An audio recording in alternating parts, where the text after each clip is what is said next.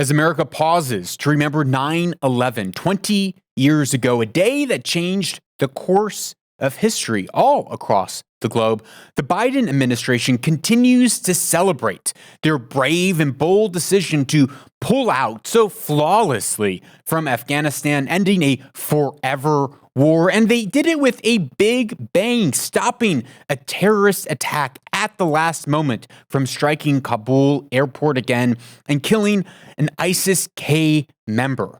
Well, as it actually turns out, they didn't strike an ISIS-K member.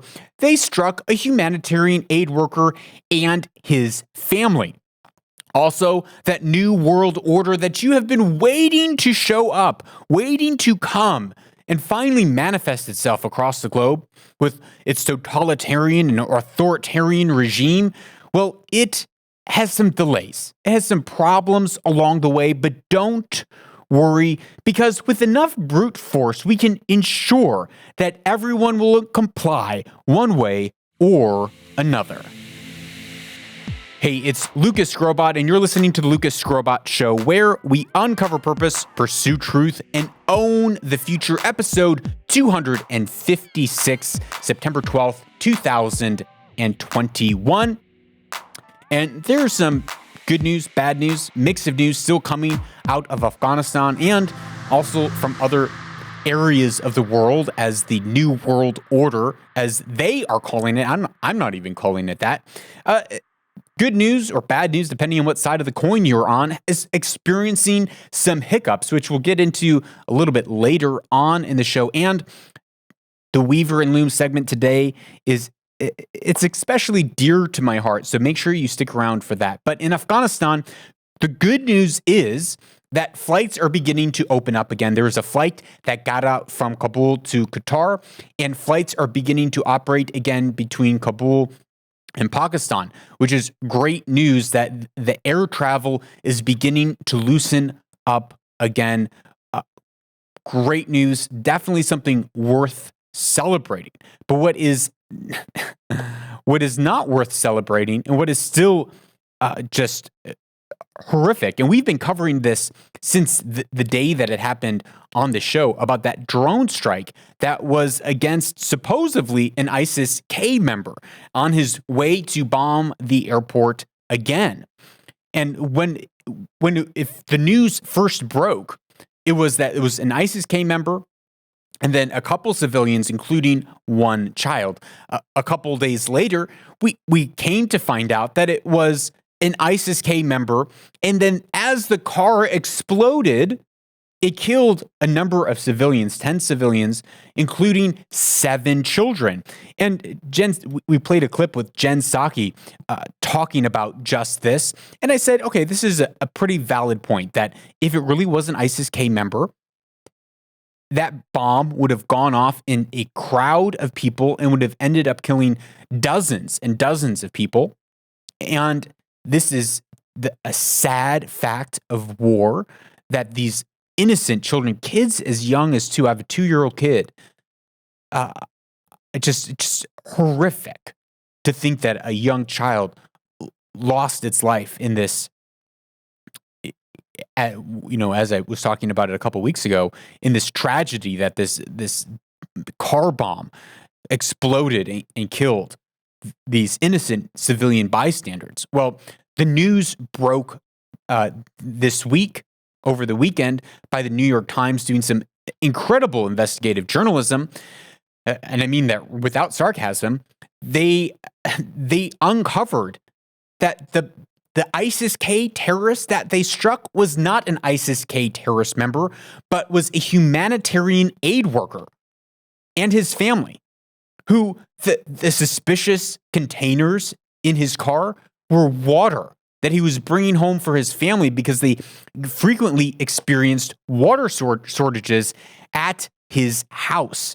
We're going to play a few clips from this investigative series. It is horrific and shocking that the intel got it so horrifically wrong that instead of striking the correct target, they killed a humanitarian aid worker that was hoping to be able to escape Afghanistan to America, instead ended up as a casualty, not even a casualty, as a war crime by American drone strikes. Here's the opening clip from the New York Times segment.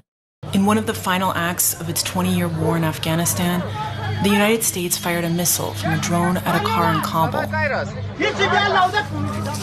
It was parked in the courtyard of a home, and the explosion killed 10 people, including 43-year-old Zamarai Ahmadi and 7 children, according to his family. They're all victims who are part of my family, my brother, my nephew, and my children. It's his brother's talking. It's unthinkable. We'll get on to the other clips. But this would not have happened. This would not have happened if America did not recklessly abandon the nation, recklessly pull out their military troops, pull out their armed forces, pull out their air support to the Afghan military. The fact that they didn't know who this person was, in my mind, and I don't have evidence to back this up, but you would think that if they had their assets, their personnel on the ground in the embassy, that they would have had better intel to know who was what places this person was actually traveling to, and not just relying on a drone from 30,000 feet or 18,000 feet tracking everything that was happening. They say that the war is over, but the shadow war will go on. So, as I said previously, we even said on this show, well, it was a secondary explosion. They had identified that this was an ISIS-K member, that this was a good strike, that yes, innocent civilians died, but it saved countless more souls and more lives. Well, apparently that was wrong. The procedures were correctly followed, and it was a righteous strike. What the military apparently didn't know was that Ahmadi was a longtime aid worker who colleagues and family members said spent the hours before he died running office errands and ended his day by pulling up to his house. Soon after, his Toyota was hit with a 20-pound Hellfire missile. What was interpreted as the suspicious moves of a terrorist may have just been an average day in his life. And it's possible that what the military saw Ahmadi loading into his car were water canisters he was bringing home to his family, not explosives. Using never-before-seen security camera footage of Ahmadi, interviews with his family, co-workers, and witnesses, we will piece together for the first time his movements in the hours before he was killed. Truly an incredible report where they track all of his movements of that day, where they pull security footage from the NGO showing him entering the house of the NGO, showing him and his colleagues filling up water bottles. One of the main points that the U.S. military, the Pentagon, quoted and cited was that there was this white sedan that pulled into an unknown complex, and that's where they saw them loading up parcels into the vehicle. Well, it turned out that compound was an NGO, which again, you would think that if the right infrastructure was in place, if there wasn't this chaos that was happening, which was a direct result of poor leadership, poor decisions in how the U.S. military was going to pull out of Afghanistan. Just a complete mishandling of the situation. That they would have known that this, or had the time to do the research, to send an informant to go and search and find out what is this building and be able to say, oh, actually, this is a known NGO that operates in the city, not an ISIS-K safe house. At around 3:38 p.m., a colleague moves Ahmadi's car further into the driveway. A senior U.S. official told us that at roughly the same time, the military saw Ahmadi's car pull into an unknown compound, 8 to 12 kilometers southwest of the airport. That overlaps with the location of the NGO's office, which we believe is what the military called an unknown compound. Again, just a complete failure of intelligence. He backed into the home's small courtyard. Now, after he leaves at the compound, he fills up some water bottles, puts those water bottles in the back of his trunk. Him and his colleagues then leave.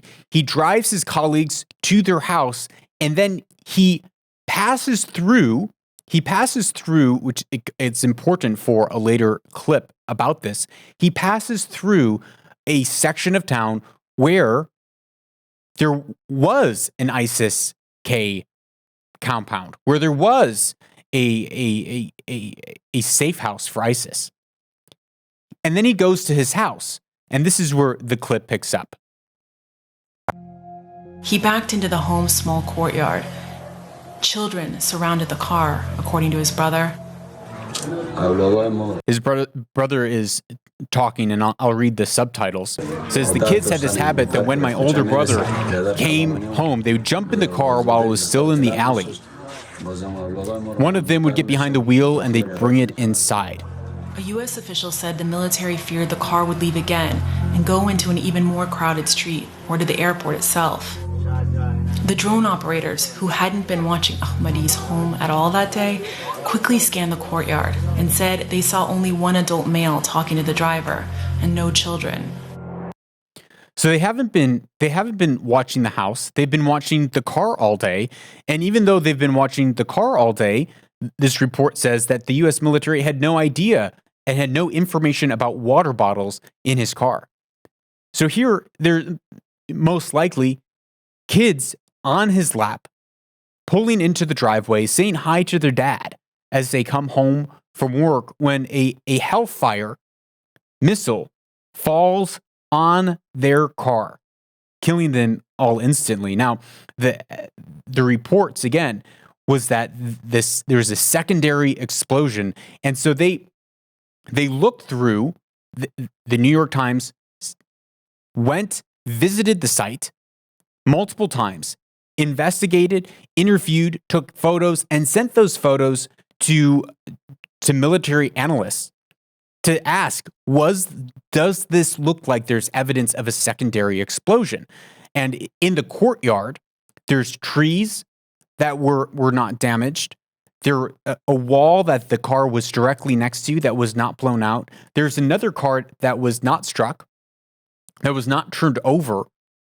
The evidence points to the fact that there was no secondary drones or secondary explosion, implying that there was nothing in the car. This is just a pure civilian.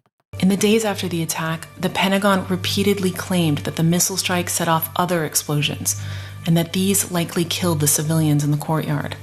Significant secondary explosions from the targeted vehicle indicated the presence of a substantial amount of explosive material. Because there were secondary explosions, there's a reasonable conclusion to be made that there was explosives in that vehicle.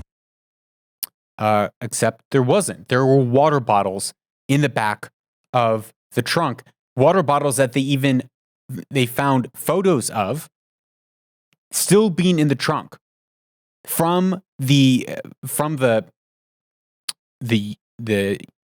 NGO compound that they mistook for an ISIS-K base. There is one final detail visible in the wreckage: containers identical to the ones that Ahmadi and his colleague filled with water and loaded into his trunk before heading home. Even though the military said the drone team watched the car for 8 hours that day, a senior official also said they weren't aware of any water containers. Now, this is where it gets incredibly frustrating. Was that, I guess it gets incredibly frustrating that they killed a completely innocent family, a family that was an ally of the United States, a family that was trying to get to safety, a family that was a humanitarian aid worker that was feeding people in need, that was helping people in that city who were refugees living in tent camps in Kabul. This was the person that was struck. And this is how America ends their last final action in their 20-year war. As I said, the shadow war will continue. The drone strikes, the over the horizon capabilities will still continue.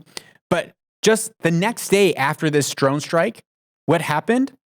What took place? If you remember, there were missiles that were being shot from somewhere in the city towards the airport. Where were those missiles shot from? But the morning after the U.S. killed Ahmadi, the Islamic State did launch rockets at the airport from a residential area Ahmadi had driven through the previous day. And the vehicle they used was a white Toyota. Nice. So they were tracking this. Did they mix up the two white Toyotas and they tracked the wrong one? Is that what happened? It's this whole thing, everything that's happened with the United States in Afghanistan, especially over the last month.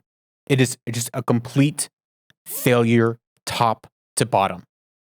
Just story after story that I've heard, just a complete wreck.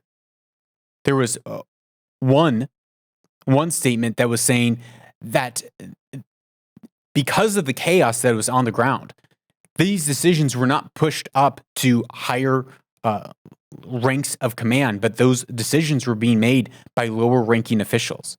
If there was not that chaos that was happening on the ground, if this was done properly and rightly, this should have and would have never have happened. In other news, in Afghanistan, as America mourned and remembered 20 years since 9/11, the Taliban in Afghanistan quite poetically rose their flag in Afghanistan, finally announcing and confirming, swearing into power the caretaker government, the new Taliban government of Afghanistan. A truly poetic and ironic statement. You can't make something better than that. 20 years later to the day, since 9/11, the Taliban established their new government in a poetic moment. We were discussing in the previous episode, if you've not listened to it yet, does the Taliban need the West? Do they need to really have an inclusive government? They don't have any women in there. Do they need to make provisions for women? Do they need to play the song of the West, to say the right things, to get on the right panels? Or are they going to be sufficiently supplied and allied by Iran and China, Turkey, and Russia? Do they even need the West? Well, it's very much not likely. I don't really think that they do. It seems that China is moving in quite nicely to find their new strategic geopolitical position. It's just a mess. Just a mess. Yeah, that makes sense. In a post-truth society where we've exchanged truth for lies and reason for postmodern irrationality, the absurd finally makes sense. This is what is coming out of New South Wales. Australia is just a crazy place. I always thought of Australia to be much more conservative in their political estrangements. But I was talking to some friends this weekend, and one of the things that was shared, that even though that their federal government, their prime minister, is conservative, a lot of these draconian lockdowns and crazy rules of contact tracing that we're seeing in New South Wales and on the eastern half of Australia, which is quite liberal, it's all being run by the liberal governors who are making these wild decisions. So, you have one case and the entire province gets locked down. 40 cases, entire provinces get locked down. You're having contact tracing. Same with New Zealand, contact tracing, where your phone is getting buzzed to say, you need to send us a picture of your face right now to make sure that you are who you say you are and you're in the location that you're supposed to be if you're supposed to be quarantining. And if you don't do that, they show up at your door. Well, it's actually a gaffe, but here is a clip from a New South Wales anchor saying just how long these lockdowns will really last. Daniel Andrews has announced that Victoria's lockdown will be extended until 2070 of the state. Whoa, the lockdown will be extended to 2070 in Victoria. Wow, 2070. That sounds about right at this rate, at this stage. I wouldn't be surprised if we continue to have rolling lockdowns until 2070. Well, she goes on, sadly, she goes on to correct herself. Until 20, no, it won't. It will not. Take the lead back to the beginning. Daniel Andrews has announced that Victoria's lockdown will be extended until 70% of the state has had at least one dose of the COVID vaccine. Oh, well, that's a good save. But I wouldn't be surprised if it actually, at some point, does read lockdowns extended to 2070. It seems like that is where those in Australia are going. If you have one case, the ideal is COVID zero, which is an impossible world to live in. Whereas there's other places in the world, like Denmark, that have removed all of their restrictions. As I said, the New World Order is facing some blowback. It's not going quite as smooth in some places as maybe they would have thought, including Denmark, where they're saying, nope, we have no more restrictions, no more lockdowns. You're free as a bird. Also, as we'll get to, the UK is taking some very surprising steps that definitely isn't in alignment with the New World Order that they're talking about in the Southern Hemisphere. Here's the Health Minister of New South Wales talking about this New World Order. We will be looking at what contact tracing looks like in the New World Order.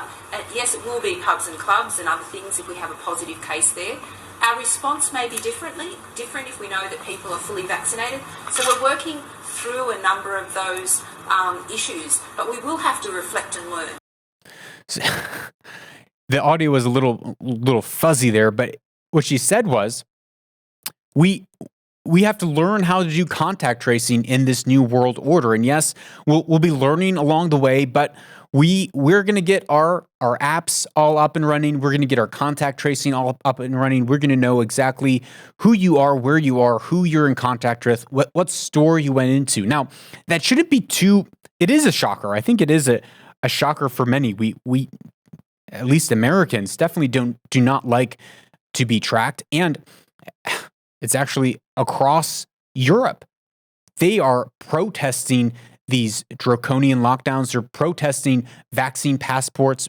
It seems like more than in America. That's probably because in America, it hasn't actually happened. But over the weekend, tens of thousands of people gathered across Europe to protest vaccine passports, to protest the fact that you need an app to beep into the grocery store, that you need an app to go wherever you want. And a normal day life occasions. Going into the florist, you got to beep in. Going to the pub with your buds, you got to beep in.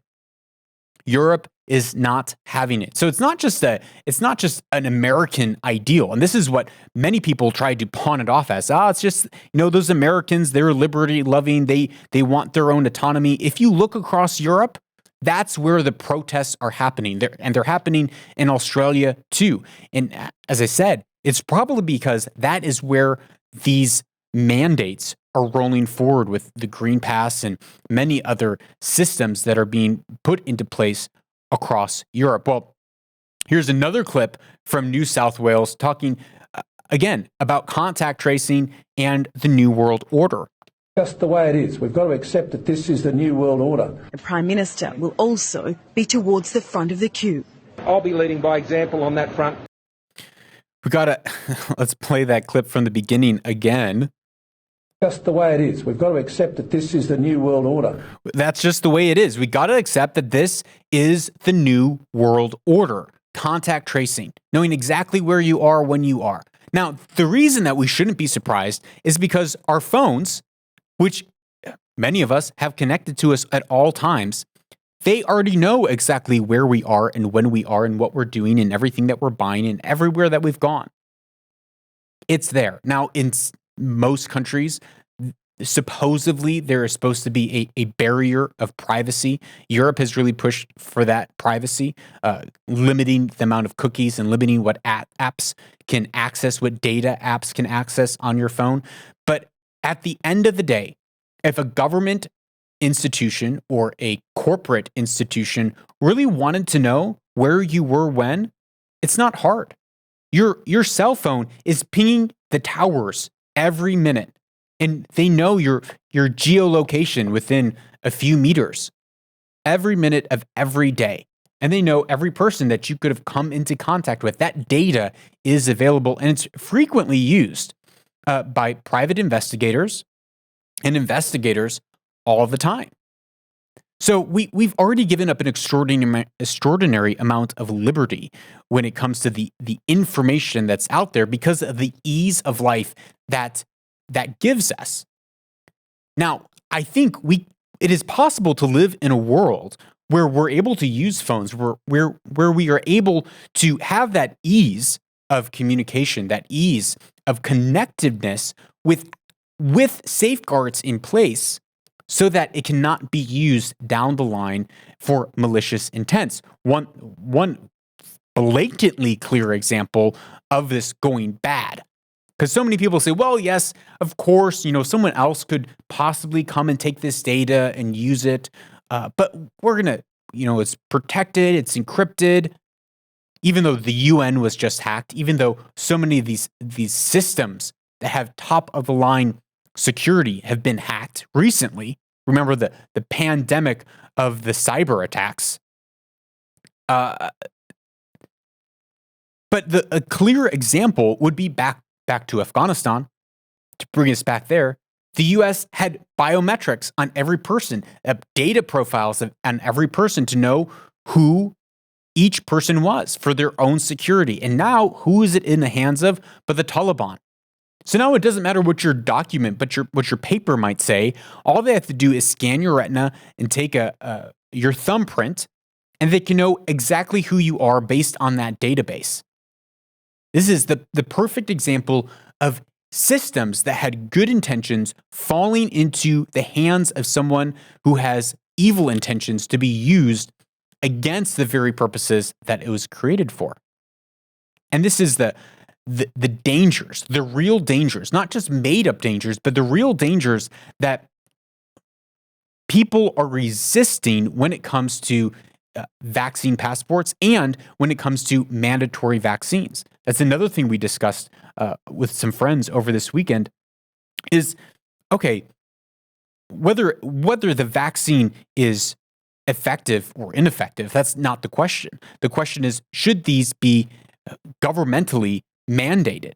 Should they be forced upon people with no other option? Should you be strapped down and have to have it jabbed into your arm, or you are a second-tier citizen? Many people in the world are saying no.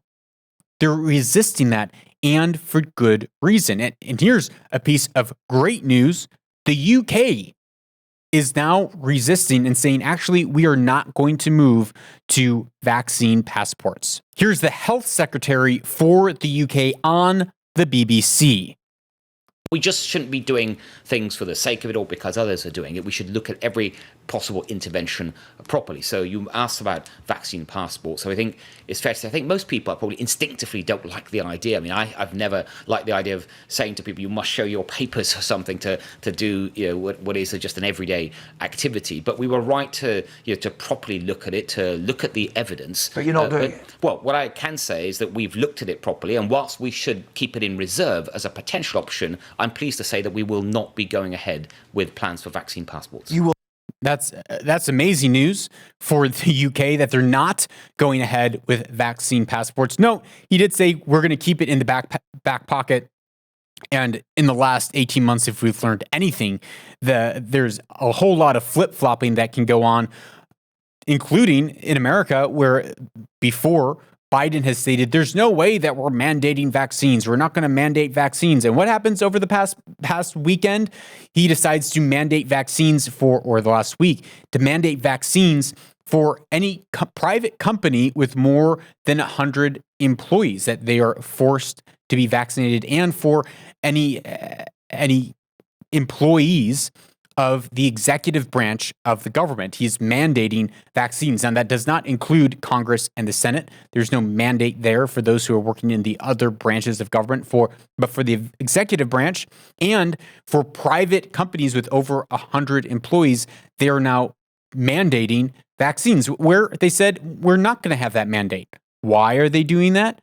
Well, because they want to force vaccination numbers to rise. Even though America, I was reading one article that in America, they have about 80% herd immunity in America, according to blood banks. So blood banks have been testing their blood, and they're seeing that there's an 80% herd immunity. Now, that is a combination, of course, between natural immunity and immunity from the vaccines. But the Biden administration is still wanting to push for more and more vaccines. So you have to ask yourself, when it comes to this new world order, of course, a lot of people talk about it. The Matrix is coming out again. In this is a total tangent, but the Matrix is coming out with a fourth movie at apt timing at the end of this year, 12/22/21. And it seems like a lot of that narrative, even in the previews that I've seen for The Matrix, is really reflecting on what's been happening right now in the world with this new world order that is being pushed upon the world. That whether it manifests or not, to what degree or not, I don't know. But here's a very short clip by Michel Chossudovsky. We've played some clips of his before.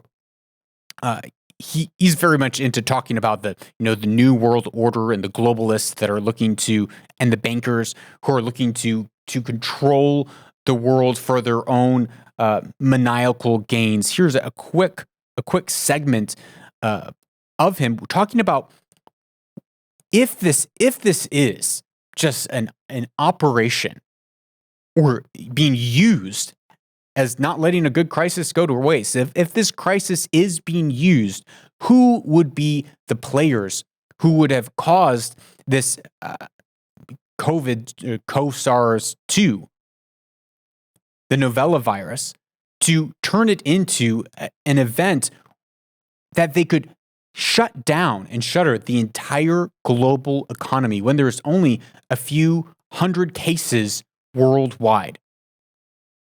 Because it was not COVID that killed the economy. It was not COVID that caused the globe to shut down, for millions to fall into poverty and malnutrition and the chaos that we've seen over the last year and a half, going on 2 years. It was not COVID, but it was the global response to that. And here's Michel. But bear in mind, this is an act on the part of the financial establishment to create absolute chaos at the level of national economies worldwide. It led to mass unemployment, bankruptcies, extreme poverty, and it also led to the wiping out of the small and medium-sized enterprises, and also certain important sectors of what we might call real capitalism were also wiped out, or at least precipitated into bankruptcy. I'm talking about the airlines, I'm talking about the hotel chains, and so on. Without dwelling on this important process, I should mention that this action is unprecedented, and had nothing to do with protecting people, against the pandemic. There was no evidence that the pandemic was serious enough to justify these fast-sweeping measures. When you close down your economy, At the same time, you close down your public health sector and create havoc in regards to the delivery of health services. This was a deliberate action of economic warfare, and it was applied worldwide, and it was consistent with previous periods of macroeconomic reform under IMF, World Bank auspices, US foreign policy, regime change, and so on. Every single country, with some exceptions, accepted to close down their economy with a view to saving lives. And that is the biggest lie in world history. And with that, as countries decided, okay, we're going to go along with this, we're not going to be the one caught without a chair, right? Musical chairs is taking place on a global scale. Everyone's shutting down their borders. Every leader, every governor, every politician saying, I don't want to hang for this. I don't want my neck to be on the line for this. I'm going to play it safe. I'm going to do what everyone else is doing because, hey, at least then no one can point the finger and say, you made the wrong decision. You made the wrong decision in keeping the borders open or keeping the economy open. You're putting countless lives at risk. And when there's mass fear created by mass media, it is easy for the public to be rallied into such a frenzy of fear that it causes such a visceral response from the public against politicians so that they're forced to go along with these mandates, with this global orchestration, which then led to collapses of economies and governments, which then leads to governments having to get bought out by private industry. So now the privatization of public sectors, the privatization of entire governments, where they now owe millions, billions of dollars to those who have bailed them out to help keep their economies afloat, to help give aid to people who are now out of jobs. The amount of currency that was printed worldwide in the last 18 months. Astonishing. The place that we are going as a globe, all because there was an agenda to rewrite and shift the new world order, and the way that the world fits and forms. And to what extent of conspiracy theory you want to or don't want to take it, that is what has happened. That is what, and it is what has happened. We can look across the globe and we say we are in a completely different world. The way that humans fundamentally think and engage with one another has changed. Now, thankfully, there are some places that have completely resisted this. There are some places that are staying completely open. There are back to business as usual. In fact, most of America, it's back to business as usual. And that's a great thing. And so I do hope that the UK continues to take steps forward like this, that's saying, actually, we're not going to do a vaccine passport. And I do hope that America turns away from draconian authoritarian rule. Well, this is a Value for Value podcast. Thank you for all of you who support the show on a weekly or even monthly basis. Thousands of people have turned to this show every month to help them understand how to see the world, because if we can see the world rightly, then we can walk in it rightly, and that enables us to uncover our purpose and to own our futures. So if you would like to be a executive producer of the show, you can go to our website, lucasskrobot.com, and you can give your hard, cold fiat there, or you can go to newpodcastapps.com and you can download a certified 2.0 podcast app where you can stream Bitcoin as you listen to the show on players like Breeze or Podfriend or Sphinx. And finally, Don't go away. We'll be right back with our closing Weaver and Loom segment.